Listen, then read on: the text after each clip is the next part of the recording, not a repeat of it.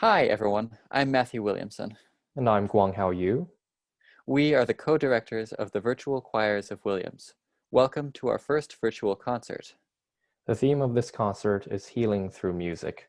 The choral community has been an important part of the lives of many here at Williams. Now, more than ever, we need choir in our lives. The Virtual Choirs of Williams were created to fill that need. We consist of Williams community members, some on campus, some remote, some currently unenrolled, all of whom come together over shared desire to sing. And now, more than ever, we need the healing power of music to bring us together.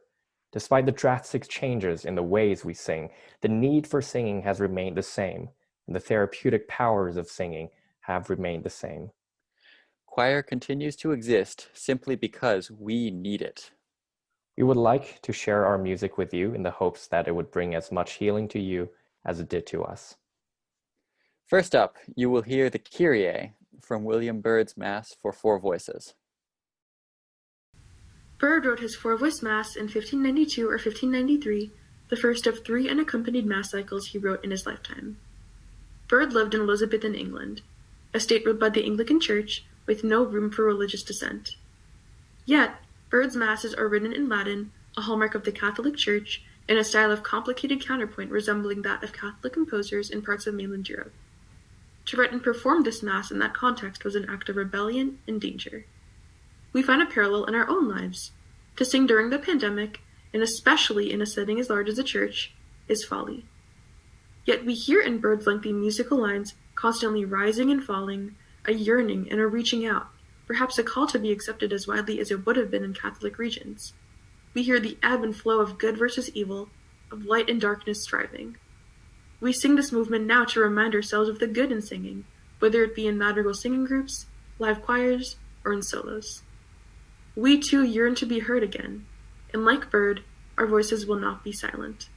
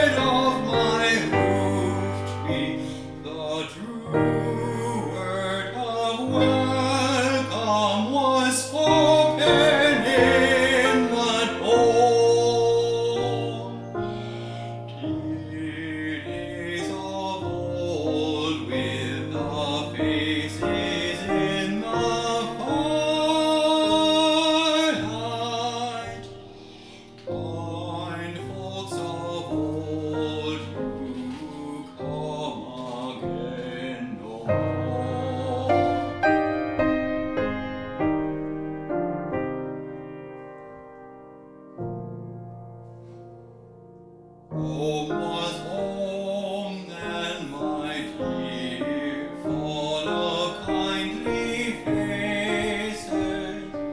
Home was home then, my dear, happy for the child. Far and the windows bright glittered on the moorland. Song, tuneful song, built a palace in the wild. Now and day dawns on the brow of the moorland. Lone stands the house, and the chimney stone is cold. Lone let it stand, now the friends are all departed. The kind hearts, the true hearts that love the place of old.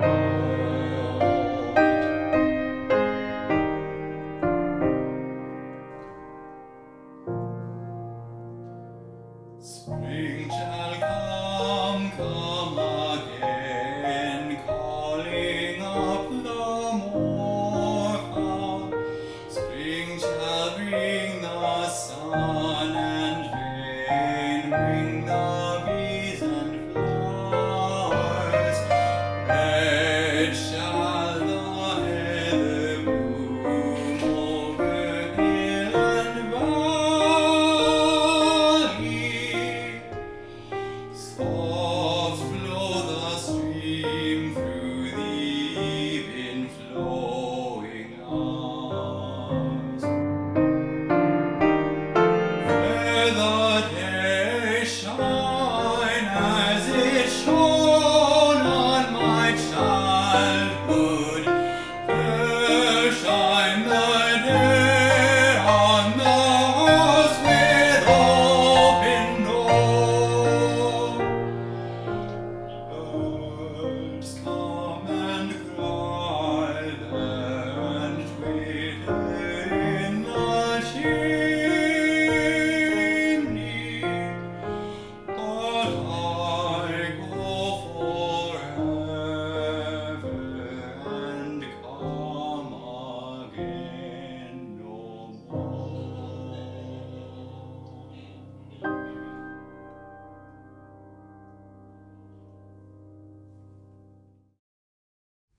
The poem The Seal Lullaby comes from a short story by Rudyard Kipling. It's about a white seal who leads his fellow seals to a new home, a safe haven free from human hunters. To the seal, the ocean can be a place of danger and fear, where one is at the mercy of storms, sharks, and hunters. But it is also a source of comfort, filled with beauty, calm, and healing. The world we live in is scarier than ever. We suffer. Many things are out of our control. But I'm constantly reminded of the beauty and peace in the world if we stop for a second and appreciate what's around us. In this piece, we hear Whitacre paint this duality. The ebb and flow of the lines convey the rise and fall of gentle surface currents, with darker, deeper waves underneath. The tender dissonances ease in and out of each other, like cycles of storm and calm. Like the seal, we are reassured that the world can be healing, and that we can always find moments of beauty amidst the storm if we look for them. Here's Seal Lullaby by Eric Whitacre.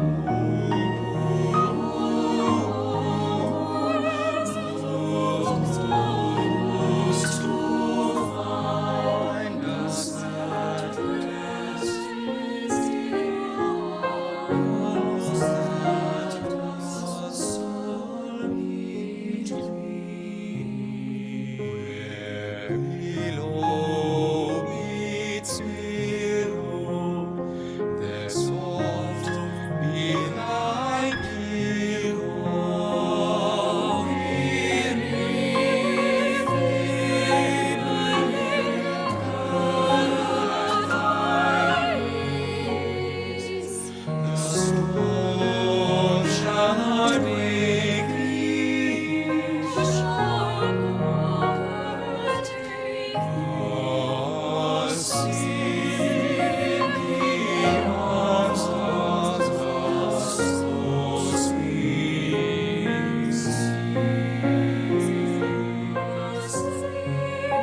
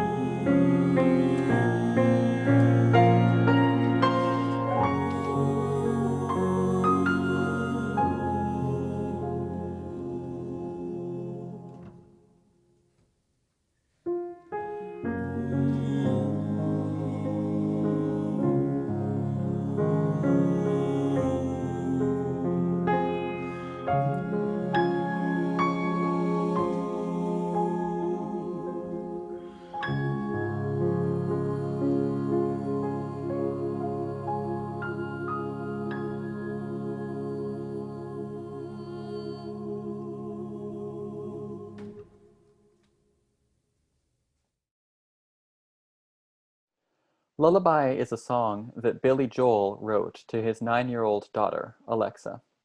The year was 1993.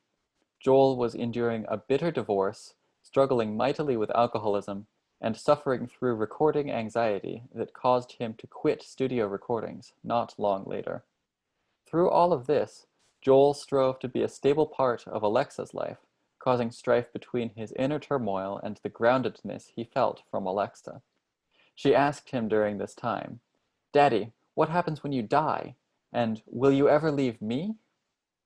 Joel was heartbroken by the question and wrote Lullaby in answer. He responded honestly that even death can never cause us to truly leave our loved ones. The resulting song is a lullaby that contrasts its heavy subject material with the calmness of the song. The melody is simple and major, yet the harmony puts minor chromatic tension never far from the surface. But in the end, we receive the reassurance we all crave, that even in death, someday we'll all be gone, but lullabies go on and on. There's some part of love between humans that can never be extinguished. Therein lies the peace I feel in Billy Joel's response to death.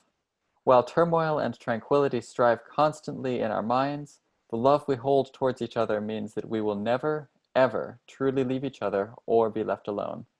Here's Lullaby, arranged by Philip Lawson and sung by the lower voice chamber choir.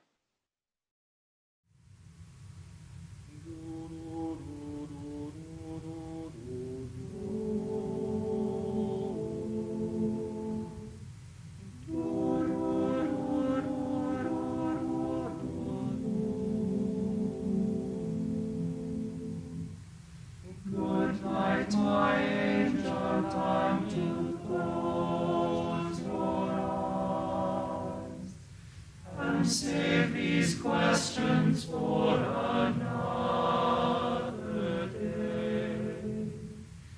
I think I know what you've been asking me. I think you know what I've been trying to say. I promised I would never leave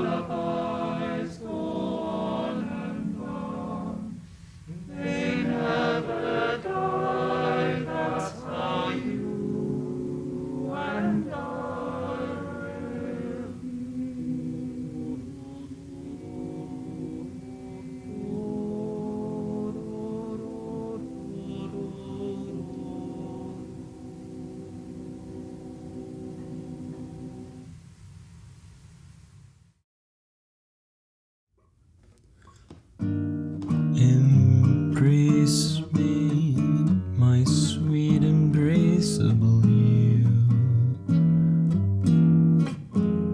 Embrace me, you irreplaceable you.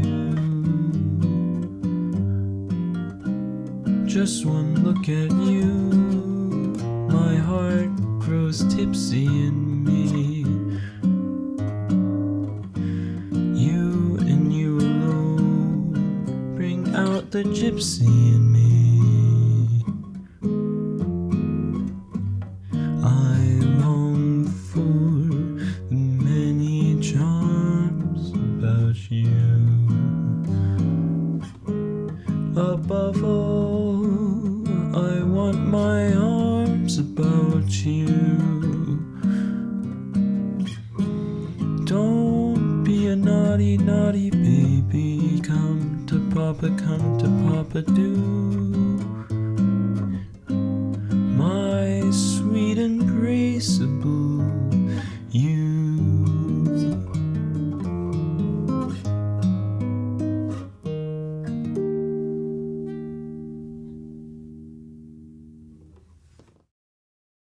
Our last piece is Cells Planets by Erika Lloyd, arranged by Vince Peterson.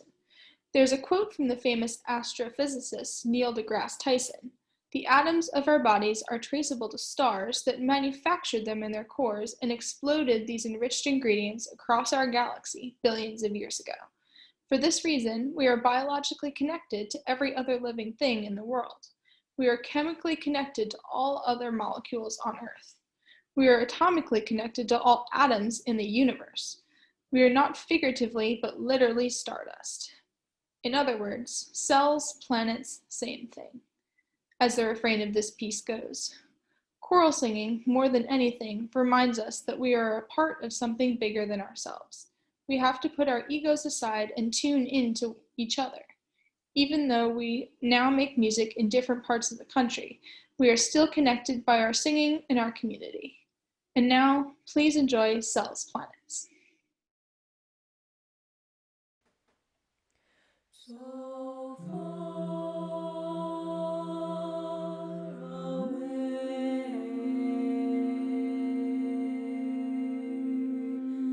far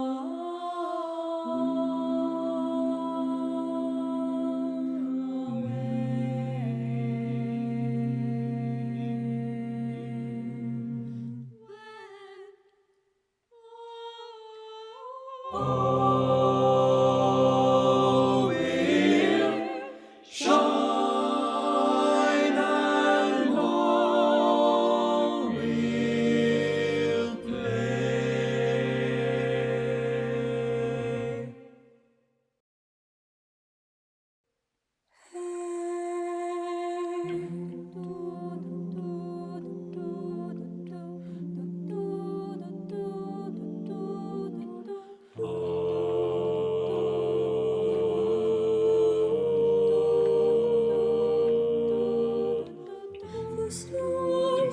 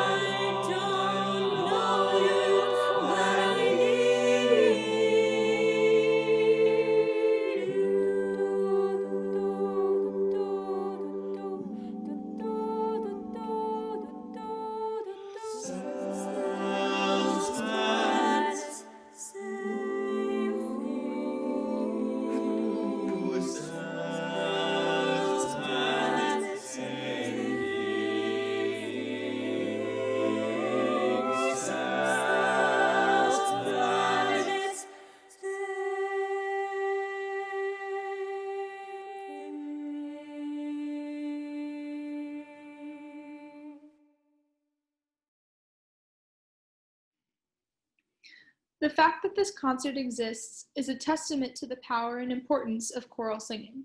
It would have been easy for us to abandon choir altogether and be content with not singing at all.